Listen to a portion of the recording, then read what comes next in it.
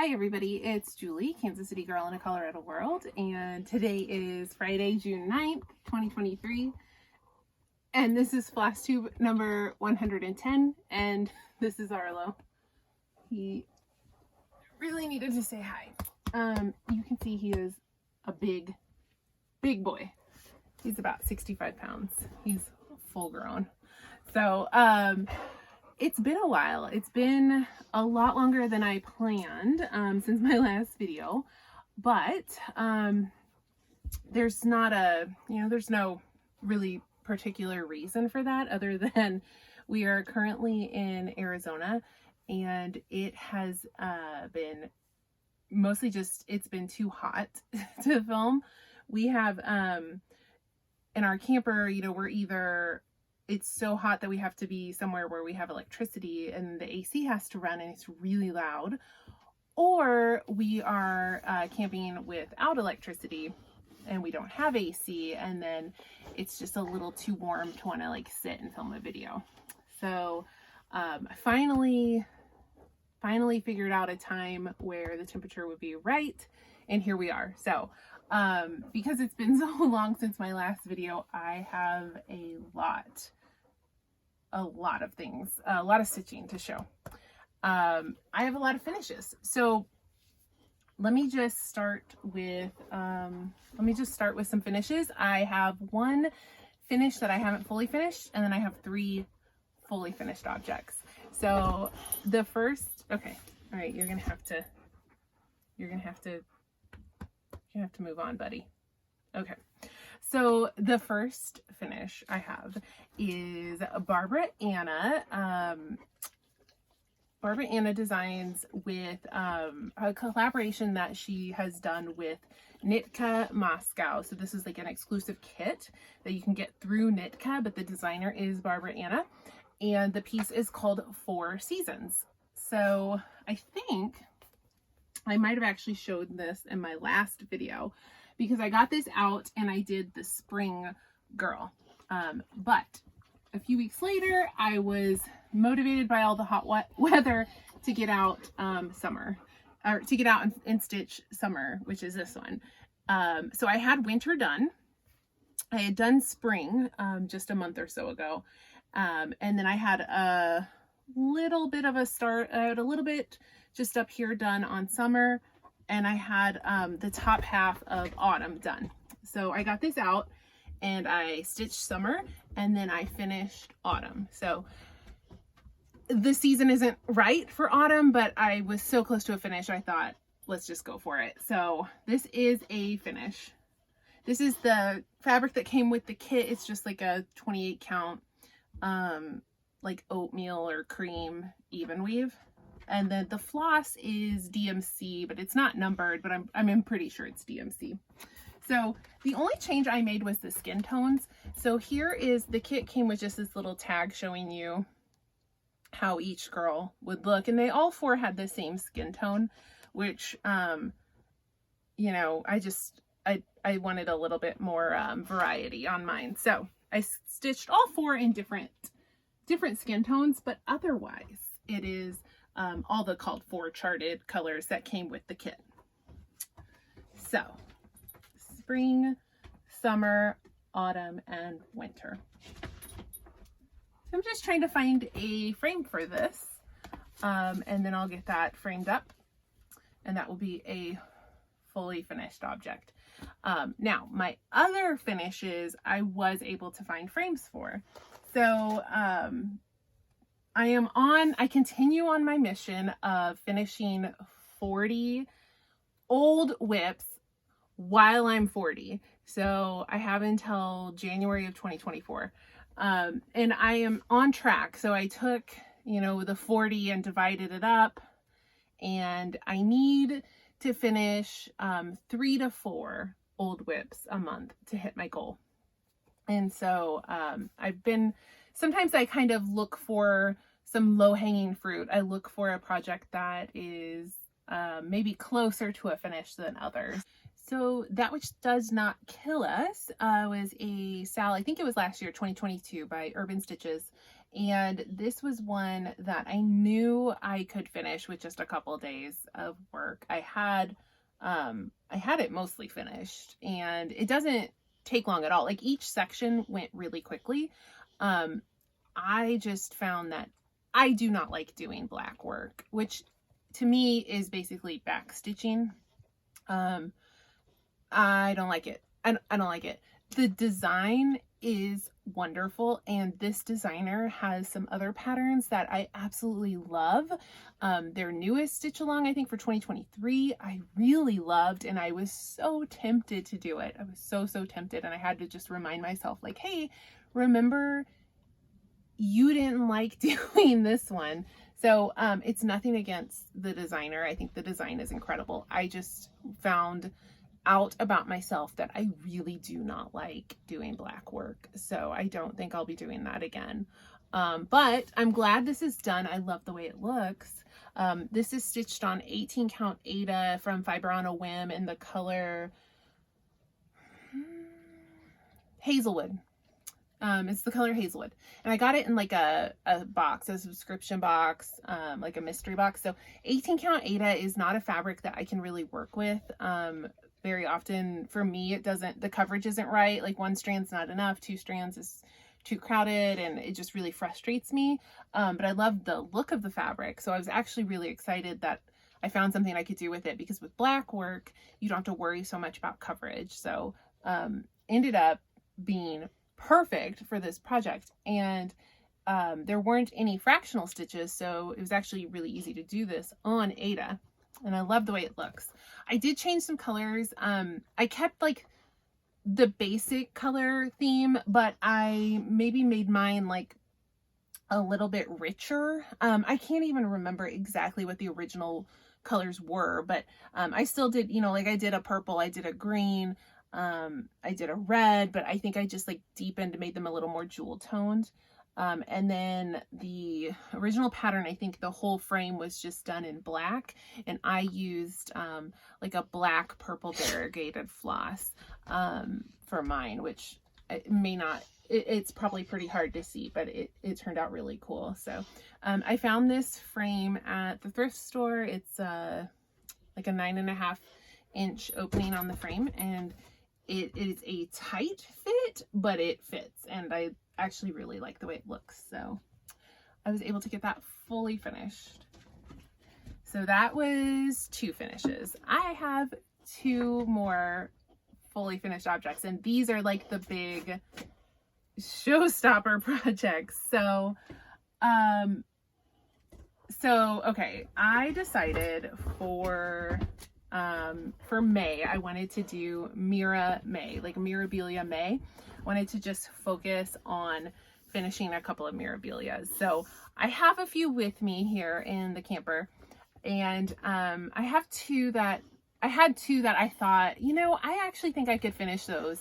Let's say, you know, split the month in half. It's about 2 weeks. I think both of those could be finished within 2 weeks. So yeah, like let's do that. So I tackled 2 Mirabilias, and I finished them in well under 2 weeks each.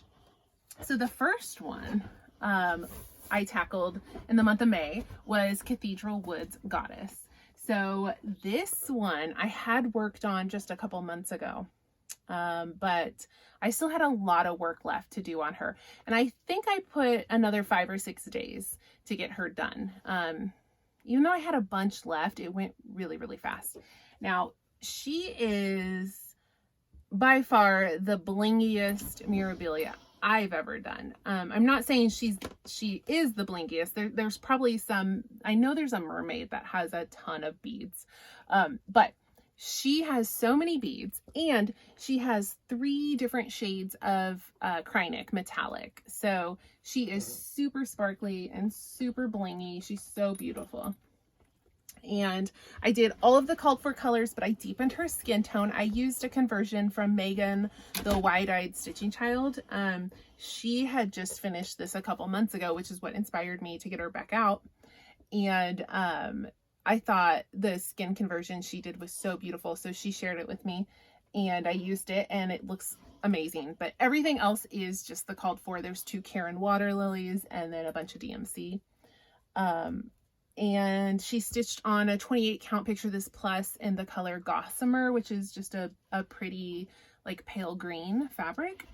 And yeah, she, of course it's, you know, the video is not going to show.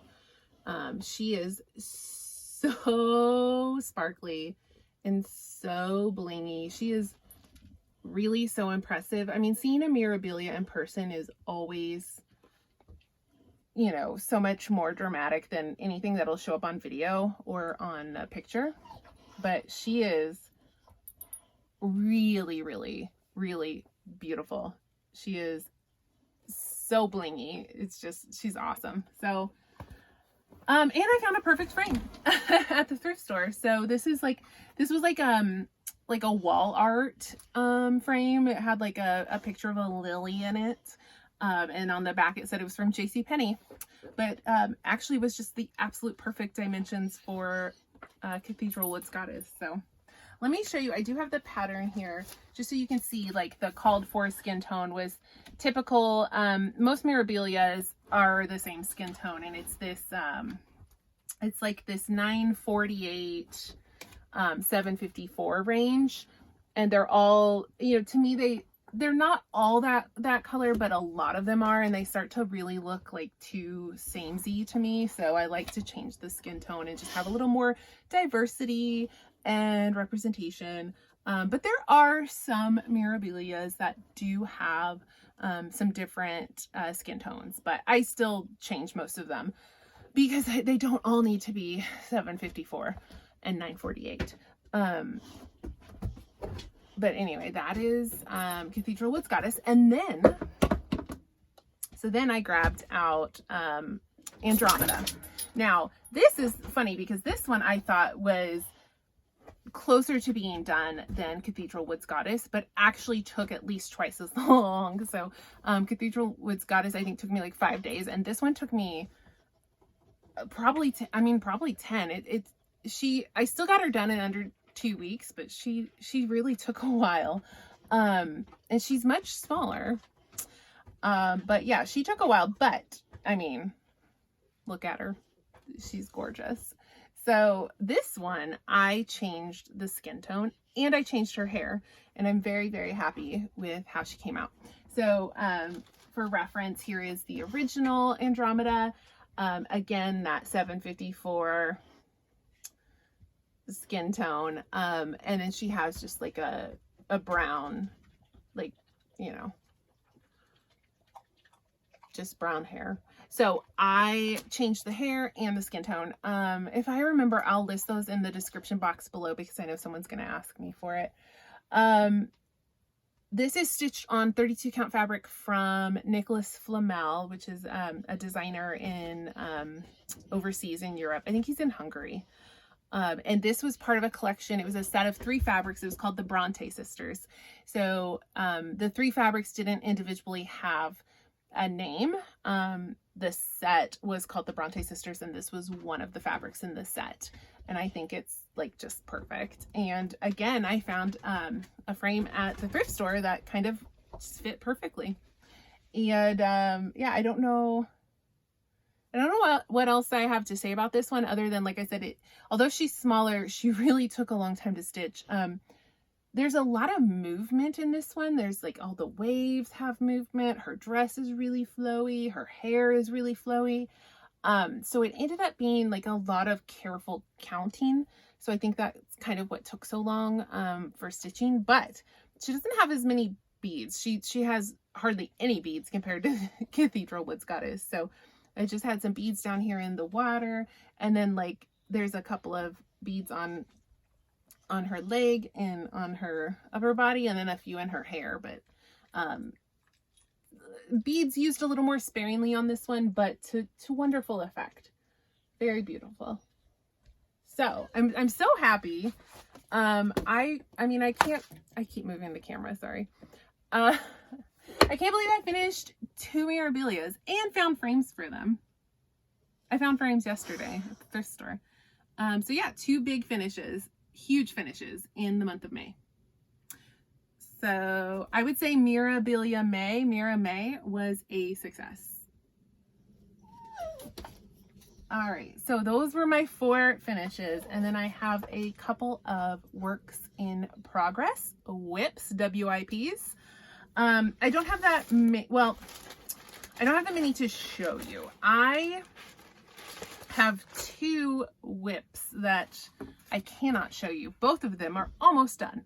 One is an upcoming release, and one is a for a smalls exchange. So I will show them eventually. I'm not going to show them this video. So the first work in progress that I also was tackling in the month of May was Aurora by Carolyn Manning Design. So this was for MiraMay Sal. That was a Carolyn Manning stitch along hosted in the month of May by several floss tubers, primarily Marjorie Made Stitches, Cam the Stitcher, Bridget the Museum Stitcher, and Megan the Seattle Stitcher. Those 4 like came up with the concept and started the stitch along, and then a whole bunch of people joined in. So I had resisted, but finally, like, the FOMO got me. So I grabbed a set of 4 small patterns. It's called Shooting Stars, and the colorway I chose was Aurora. So this is just one of the 4. They're very small. I think this is like 83 stitches by 83 stitches. And I am really closing in on a finish. I'm stitching this with the Called For DMC on 14 count plastic canvas. So this is my car travel project. This is the perfect project for stitching in the car. You don't have to have a hoop. You don't have to have Q snaps. You can just stitch right here. The plastic canvas has like enough, you know, weight and rigidity to it. And the pattern is, you know, there's a lot of colors, but you kind of you repeat like the diamonds and the triangles. So you just figure out,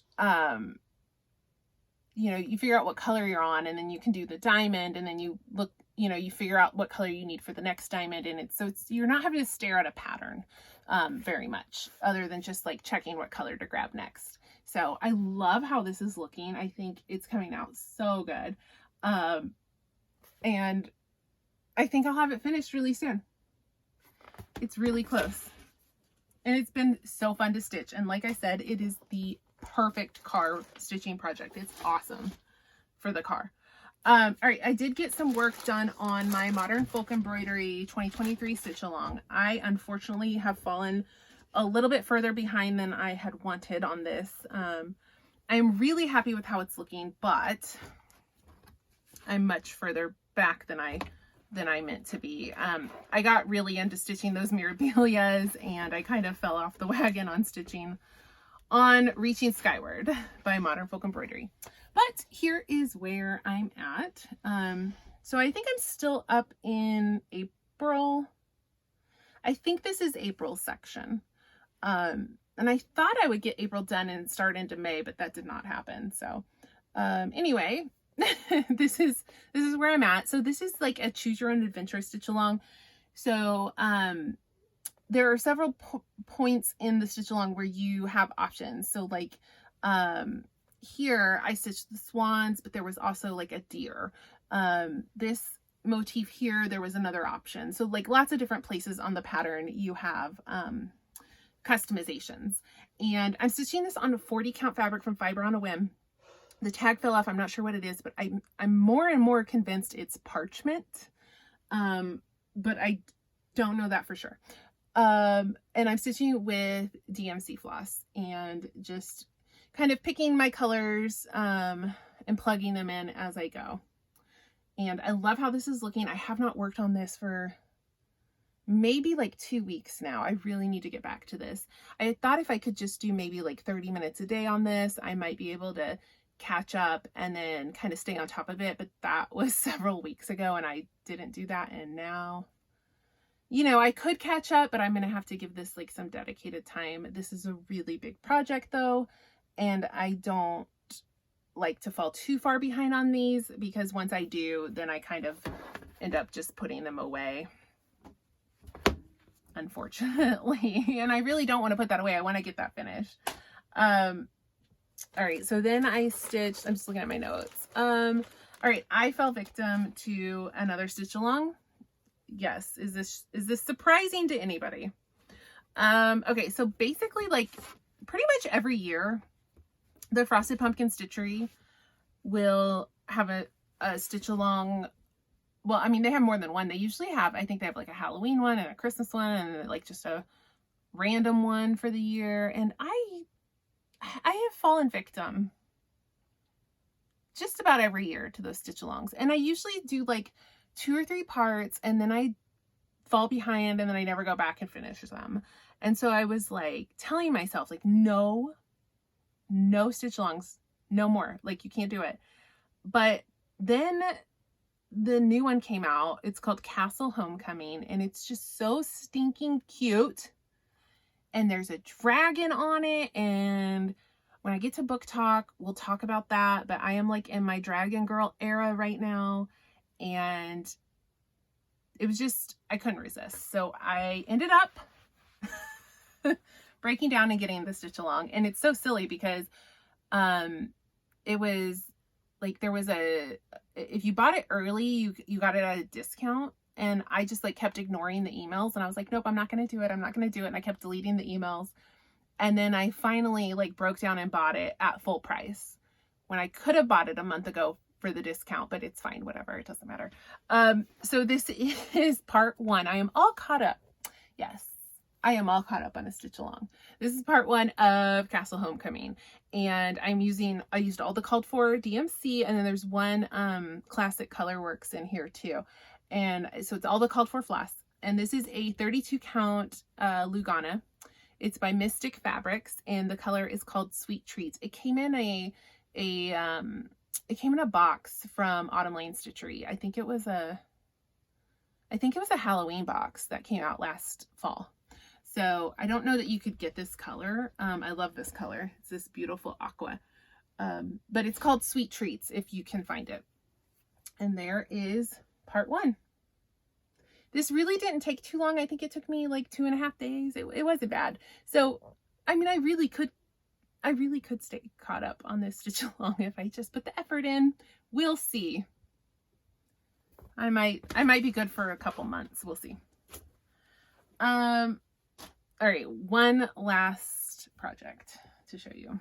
So I am really getting some progress done on my Thurza Priscilla Dawes 1870 conversion. So I've talked about this in several videos. I'm not going to go, I know that some of you maybe haven't seen that, but just for people who have, I can't go over the story every single time. But my Thurza Priscilla Dawes 1870 pattern was originally released in 2 colorways. There was a super bright colorway based on the colors from the back of the sampler that hadn't been faded by sun or just damaged from time and exposure. And then there was the muted colorway that was based off of those faded colors on the front. I stitched both of those. It was wonderful. This is a very fun stitch. And then I went crazy and just designed a whole 3rd colorway. It's not released yet. I wanted to model stitch it first and see what I needed to tweak. But I said, once I get it done, I will release it. And I know some of you are anxiously awaiting that. And we are getting close. This is getting close. So this is Thurza Goes Goth. This is the 3rd colorway, as yet unreleased, of Thurza Priscilla Dawes. And this is 34 shades of DMC, all new colors from different from the first 2. And this is on 40 count Murky from Picture This Plus. And I have reached the bottom of the sampler. And having stitched this sampler twice, I can say with confidence that this bottom portion of the sampler stitches up really fast, especially compared to this top part. So I am confident that this will be done, if not this month, then in July. And once she is done, I will release her into the world. So just sit tight a little longer. She's coming. I'm so happy with her. I think she's looking amazing. I'm thrilled. So those are my whips. Like I said, I have 2 projects that I can't show, but that's all the stuff I can show you. So because I haven't filmed in so long, I am trying to keep this video from being like crazy long. So I'm not going to go through haul, but all that let me just say all I bought is PDF patterns. So I bought PDF patterns from Marumi Crafts, Ingleside Imaginarium, Frosted Pumpkin Stitchery, Modern Folk Embroidery has a bunch of new releases that are amazing. Barbara Anna had a new release called Gothic Lights that I got. I'm too lazy to put all the pictures in, sorry. But I've been buying PDFs. I have. But yeah, that's it for haul and stitching. I want to talk really quick about a stitch along that's happening. It's starting tomorrow, Saturday, June 10th. So Caitlin at her YouTube, her Flosstube and her Instagram is called Cats and Horror and Stitching. I will link it below. She contacted me. Well, she made a group chat with like a bunch of people on Instagram and said, hey guys, like, you know, I know you guys from Flosstube and you all seem like my kind of people, and would you be interested in doing something like doing a stitch along, doing something to uplift Sage, who is the designer and owner of Night Spirit Studios. So if you aren't aware, Sage is battling cancer right now, and there have been a few, like on their Instagram, there's a few updates, and Sage has been, you know, pretty, what's the word? Not forthcoming, but like, pretty open about their cancer battle, which has been really serious. So anyways, Sage was just hospitalized for brain surgery. Just really going through it. I am shocked and amazed at all that they're still like putting out there design wise, like while dealing with all of this. So Sage has a Patreon with like a monthly pattern and posts and perks and all that, you know, just all of the things that entails. Anyway, Caitlin said, you know, why don't we all stitch on a Night Spirit Studio pattern? Just to like kind of, you know, just to show Sage, like, we're all thinking of you. So, I just wanted to let people know that we're doing that, and anyone is welcome to join. If you have a Night Spirit Studio pattern that you've been wanting to start, or if you have one you've already started and you just want to like pull it out and work on it, or if you want to go to their website and browse and buy a new pattern. Most of Sage's patterns are, you know, pretty modest size, so they're not like, you know, big huge projects that you're gonna have to tackle, and they have some nice like small ones. So I grabbed fabric, and I'm hoping I will have time tomorrow to start in on that Sal, and we're using the hashtag Stitch for Sage. So if you want to post on Instagram and just use that hashtag, just to so we can all see everybody's work. And I did want to let you guys know that there are, if you post and you use that hashtag, there is a giveaway. Kaylee Tent Stitch is sewing some project bags up using some of Sage's fabrics from Spoonflower, and then Jasmine Custom Bags is also going to make some project bags, I think. So there's going to be like some giveaways that they're going to choose at random from people who use that hashtag Stitch for Sage. So if you love Night Spirit Studio like we do, please join us in stitching something by the designer and use the hashtag. So, okay, so that is all I have for stitching. I just dropped that. All right, so I'm going to move on to book talk. So if you don't care about book talk, like, that's totally cool. You can leave now. You're not going to miss anything. We're done with stitching. So, all right. So because it has been, like, what has it been? Like 5 weeks since I last filmed? No, a little less. Okay. It's been like 4 weeks and a couple days. I thought it was longer than that. Anyway, it's been a long time, and I have read a lot of books. I read, I always read like a physical book. I listen to an audiobook, and I read a book on my Kindle at bedtime. So I'm usually reading 3 books at once. It might sound like a lot, but it's not a big deal for me. Like it's not hard to keep them straight, especially when they're in such different formats. But anyway, I've read a bunch, and we had been in some areas where we didn't have cell service, so I couldn't like watch YouTube or scroll Instagram reels for hours on end.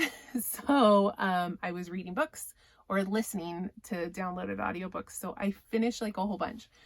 It is way too many books to talk about in one video. This is my list of all the books I've read like in the last month. It is a lot. I just can't do it. Like I literally won't have a voice. So I was trying to figure out like, what do I do? Even doing like rapid fire, that's like 24 books. I can't do it.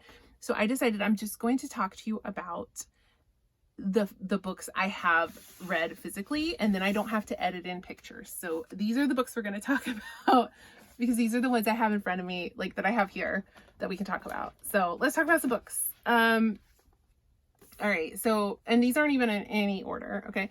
But these are actually all books that I've purchased recently too. So what I'm trying to be better about, when I buy books, like actually reading them like right away. 'Cause I like to buy books and then just stare at them for like months or years before I get around to reading them. So I'm trying to be like, okay, you bought this because you were really interested, like read it. Okay.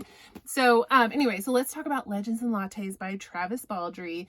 This is a book. It was like a self-published like ebook, and it just got a lot of recognition and kind of blew up, and got really popular, and ended up getting like a traditional publishing deal. And I found this at Target. So this is, it says on the back, it's a novel of high fantasy and low stakes. So this is like a comfy, cozy fantasy novel. And like literally, you know, like it says, it's low stakes. Like nobody's gonna die. Nothing like super terrible is gonna happen. Everybody's gonna get like their happy ending. It's gonna work out. Just sit back and like enjoy the cozy vibes. So this book is really, I've never heard anything bad about this book. It's short and sweet. It's like 250 something pages. And it features, Viv is an orc. She is, she's been like a mercenary, like, I don't think she's been a bounty hunter. She's a bounty hunter. And she's done. She's like saved all her money, and she wants to retire, and she wants to open up a coffee shop. So she like picks her little town, her cute little charming town. And, she goes to open her coffee shop, and everybody's like, what's coffee? Like, I've never heard of that. So she's trying to get, you know, people like to even try it, to become addicted, like me. But anyway, it is, it's really cute. So she opens up a coffee shop, and then like, you know, some things go wrong, but it is, like it says on the back, it's low stakes. So it's not like too dramatic. And one thing that I was kind of surprised about this book that I hadn't realized when I had heard about it is that there is a little romance element. It's not romance heavy, but there is a little bit of romance that's kind of snuck in there, and more towards the end of the book. So, it is a queer romance too. So I loved this. It is well deserved of all the hype. This is a really cute book. It's really good. Like I have no notes. Like wouldn't change a thing. It was great. So then I read, this was a new contemporary romance that came out. This is Yours Truly by Abby Jimenez. This just came out like with a couple weeks ago. And this was an author I actually hadn't read before, but I kept hearing, her last book was called Part of Your World. And I didn't get it and read it, but I kept hearing about it, and like hearing mostly like people really liked it. But then she had another book before that I always like heard mixed reviews. So I was kind of like, I don't know about, you know, if I care enough to like pick up that book. Well, then this one came out, and I watch a few people like on YouTube who do book reviews, And I saw like 3 different people that were like, this was really good. I really loved it. So I decided I would give it a chance. So I found this at, Target or Walmart and picked it up. And I really, really did love this book. So this one features 2 ER doctors, and one of them has serious anxiety issues. And I thought that the representation for that was done really well. Like, it wasn't just like a plot device, and I thought it was explored really well, and I really thought the author did a great job with that. But anyway, this involves like a fake dating situation and like a pen pal situation. So the basic premise is that like this the male doc starts as a new ER doc, and he has like a terrible first day. Like all his patients in the ER die, and so he's having a really bad day, and he has an interaction with the female doctor. Can you tell I can't remember their names? Brianna and Jacob. Okay, it was like a month ago that I read this. So Brianna and Jacob meet, but it's a bad like first impression. He's not at his best. She's not at her best. And so they get off on the wrong foot. So he writes her a letter, and he's like, look, I'm really sorry. I have an anxiety disorder. It makes it really hard for me. Like, I don't come across right.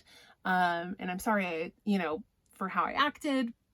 And then they start like kind of writing back and forth to each other.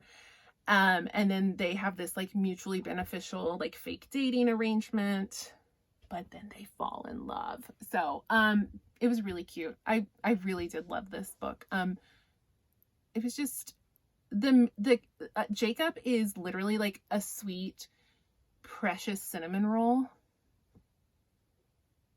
It was good. It's a really good book. I actually really highly recommend this. If you like contemporary romance, I think this is a really good one. All right, so then I read, this is a genre I do not read, like ever. This is young adult romance. So Talia Hibbert wrote the Brown Sisters series, which is 3 adult romance books that I love. So the first one was Get a Life, Chloe Brown. Get a Life, Chloe Brown, Take a Hint, Danny Brown, and Act Your Age, Eve Brown are the 3 books. Talia Hibbert is hilarious. Like her books are so funny and swoony and really steamy. So this was her first young adult novel. And so I was like, I might read it because I really like Talia Hibbert, but I don't know if I want to read about like high schoolers. Like, I don't care. But a couple of people told me like they actually enjoyed this. So I went ahead and like took a chance and picked it up, and it is really, really cute. So it features so Talia Hibbert is English. So this book is set in England. It features these 2 high schoolers who used to be best friends, but like have grown apart, and we don't really know why, but we find out why. They are now basically like arch nemesis, like enemies, and they both enroll in like a leadership program, and it involves exploring and camping in the wilderness. And so they end up like in this program, like roughing it out in the bush, and kind of like reconnecting as friends, and then realizing like maybe they have feelings even beyond friendship. So it was very, very quick, easy to read, very cute. I did really enjoy this, but I don't think like young adult romance is necessarily like something I need to read much more of. But it was good. It was cute. It was something. So then of course I had to pick up Emily Henry, Happy Place. Like, Emily Henry is an auto-buy author for me now. So, she is a contemporary romance writer. That's primarily what I read these days. So she had, her first book was Beach Read, which was excellent. Then she came out with People We Meet on Vacation, and then she came out with Book Lovers. So she's had 3 highly successful romance novels like in the last couple of years. So successful that this 4th novel was released as a hardcover, which means it's much more expensive. So if you didn't know, most contemporary romance novels are released as paperback. Now most like fiction and literary novels are released as a hardcover and then a year later as a paperback. Contemporary romance almost exclusively comes out straight to paperback, which means they're very affordable. They're $16 or less usually. So for this one to come out as hardcover, $26, like that's a big leap. But that is how well Emily Henry's books are doing. That her publishers were like, no, people will pay the big bucks for your new book in hardcover. And they are right, because I am people and I did do it. I have nothing against hardcovers. I'm just mad that now my Emily Henry books are going to be weird because I'm going to have the 3 paperbacks and then this big hardcover. Because like the other 3 books didn't even come in hardcover. It's not even like I could go find them. Like they came as paper, whatever, it doesn't matter. In a year, I will probably buy this in paperback so that my books will be pretty. Anyway, I love Emily Henry. I loved her first 3 books. This was always going to be a book I was going to buy immediately. So I did, and I read it immediately. Now, interestingly, the premise of this book is not something that I would normally be drawn to, but because it was Emily Henry, I was going to, I'm going to give it a chance. But it's a second chance romance. That's not my jam. And second chance romance usually means miscommunication, which is also like, I think one of the most annoying tropes, because you're like, just talk to each other. Just talk to each other. It's always like this like misunderstanding that creates like this huge like issue, and then they break up or whatever. So I don't love it. And the premise of this book, like I said, if it had been by a different author, I probably wouldn't have even picked it up. But I knew Emily Henry could pull it off, and she did. This book is wonderful. So this book is featuring Harriet and Wynne. And so they, like I said, this is a second chance romance. So they were together. I think they'd been together for like 8 years, like a really long relationship. And they've broken up, but they have not told their friend group. So they have a really close friend group from college. And they haven't told anybody because like they don't know how. Like they don't know how to tell their friends. So their friend group organizes like one last like big summer vacation at one of their parents' like beach houses. And they're all like congregating at this beach house, and Harriet and Wynne are like, okay, we have to act like we're still together because like we're going to tell him, but like things keep happening to where they're like, we can't tell him yet. We can't tell him now. Like, so they have to keep like pretending that they're still together. So basically the book is you trying to figure out why they broke up in the first place, because like they have the chemistry, they have like the love for each other. So you're like, why aren't they together? You do eventually find out it is miscommunication, which is kind of annoying, I will admit. This one, I mean, it made sense, but it was also like, for the love of God, can you just freaking talk to him? Like in her head, she's just constantly like, why did he leave? Why did this happen? And it's like, well, ask him. Just go ask him. Like, why did you leave? Like, why is that so hard? Anyway, all that to say, like, miscommunication trope is really frustrating for me, but it doesn't mean like it's not well written. It's a well-written miscommunication. It's just very frustrating. But the writing like overcomes everything. So Emily Henry is such a great writer. Her books are so easy to read, but they're still really smart and sassy and really funny. She's always got like a really good witty banter between her love interests. And this book was extra sweet because there's the found family aspect of the friend group. So this group from college that are still like they're all like kind of scattering across the country, and like they're growing apart a little bit, but they still love each other so much. And they, you know, they're trying to figure out like how to, you know, what their relationship is now that they're not as like quite as close as they were in college. So a lot of like really sweet, poignant moments. And just all of the characters were just so cute and sweet and awesome and lovable. But I love the friend group and the found family. And I enjoyed the two main characters as well.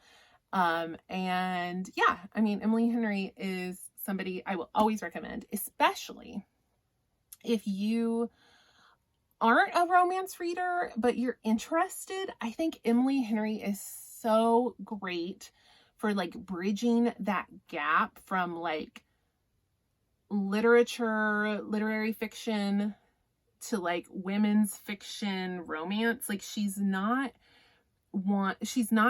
like straight women's fiction or women's lit.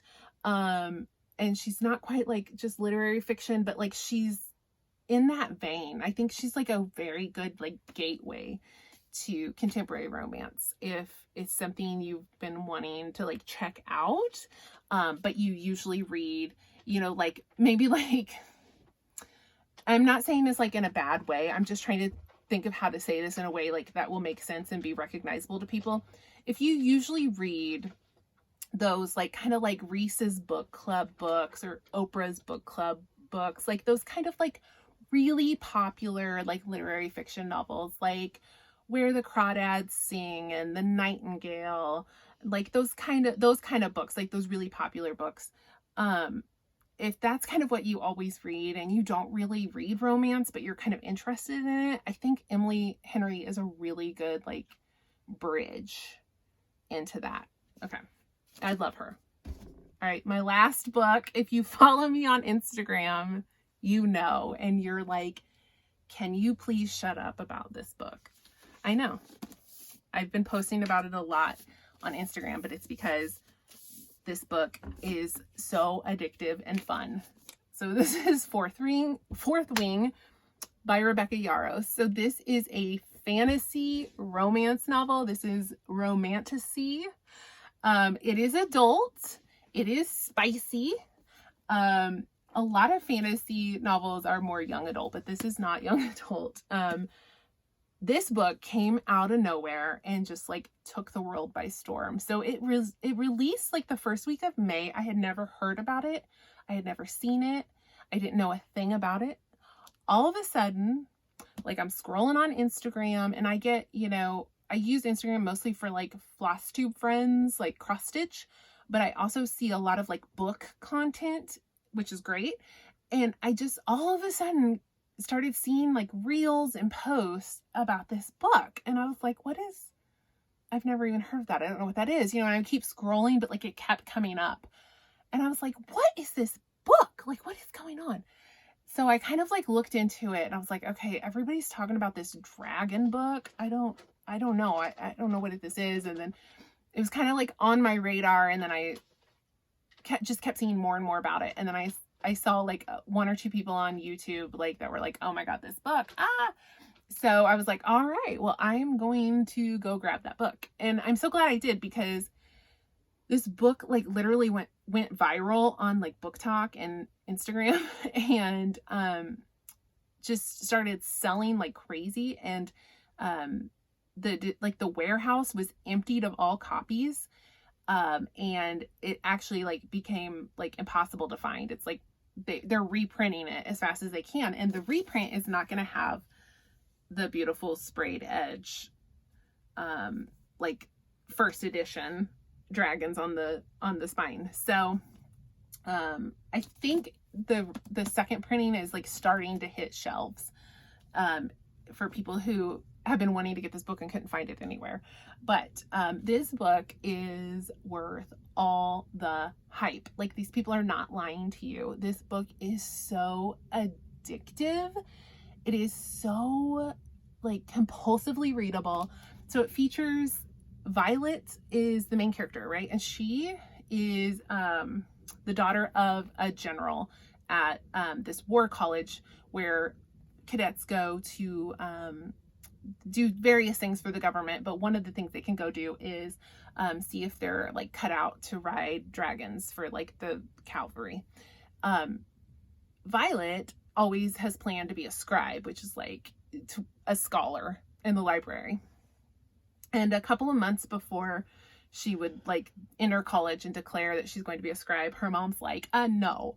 You are going to be a writer. Like, no child of mine is going to be a scribe. I am a writer. Your sister's a writer. Your brother was a writer. Like, you're going to go ride a dragon. And she's like, but mom, like, I am not athletic. Like, I can't. So her mom like gets her like a trainer and whatever. And her mom forces her to enter dragon rider school. And you might be going like, okay, like, what's the big deal? The thing is that almost all of them die at dragon rider school. I think like 20% of the class actually graduates and gets a dragon. So it is literally like her mom is like sending her to die. She has a disability. It's not explicitly stated, but you can tell by like her symptoms and what you're told about her condition that it's basically equivalent to our world's Ehlers-Danlos syndrome. It's a connective tissue disorder. So it makes her joints like hyperflexible and really weak. It gives her chronic pain. It makes her like really susceptible to injury. So she's dealing with all of this and trying to like make it through this like ruthless like death college. In the meantime, she gets there and like her mortal enemy is like a couple years ahead of her in the college. So in this world there was a rebellion like a few years back, and all of the rebellion leaders were executed and their children were forced to enlist in the Dragon College. And so because her mom was the general who like carried out most of that, like she is like enemy number one to all of the kids of like the rebels. So she gets there and like people are trying to kill her, and she's just like also trying to not get killed just in her regular training, all while being like this underdog with disability. So it's just very inspiring. She gets so far just by using her brain and it's just kind of nice for those people who aren't athletic. Like a lot of times with fantasy, you see like the main character like shows up and they're like the chosen one and they're just like naturally really good at everything, or like they have magical powers that are like way better than everybody else, and they just kind of like things just kind of naturally come really like easy for them, or they just kind of luck out. So it's nice to see somebody who like isn't as strong as everybody else, who can't do all the physical stuff but can use their brain like to compensate for that. The romance is enemies to lovers. It's very steamy. There are the coolest dragons, right? Like you don't, like that's the whole point of the book, right? They're trying to train to be claimed by a dragon if they're good enough. And so once the dragons come into the picture, it's just like lights out. The book is so fun. It's like, I read it so fast. It's a big book too. It's like the audiobook's like 20 something hours. It's almost 500 pages. Like it's not a small book, but I flew through it. It is so fun. It really is hyped for a reason, because there's just something about it. It's not anything like groundbreaking. It's not like a fantasy that you've just never seen anything like it. It's kind of like predictable tropes. Things kind of play out the way you expect, but it's written so well. It's written so tightly. It's just done so well that even if it's a little predictable and even if it's like not reinventing the wheel, it's just so fun. So this book is by far like my favorite thing I've read this year. It is, I literally finished it and was like, I want to read it again. And I still, in the last 2 weeks, have been like, every day I almost pick this up and read it again. Like, I will be rereading this soon.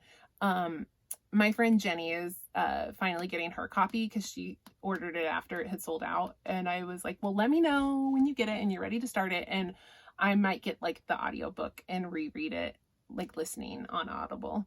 So yeah, if you follow me on Instagram, you've seen me posting about this book a lot. It is worth the hype. It is so good. All right, so that's my book talk. Like I said, I read a whole bunch more than that, but I just can't do it today. So hopefully I will not be gone so long until the next video, and I'll be able to actually talk about all of the books I read. But yeah, that's all I've got. Thank you so much for watching, and I will see you next time.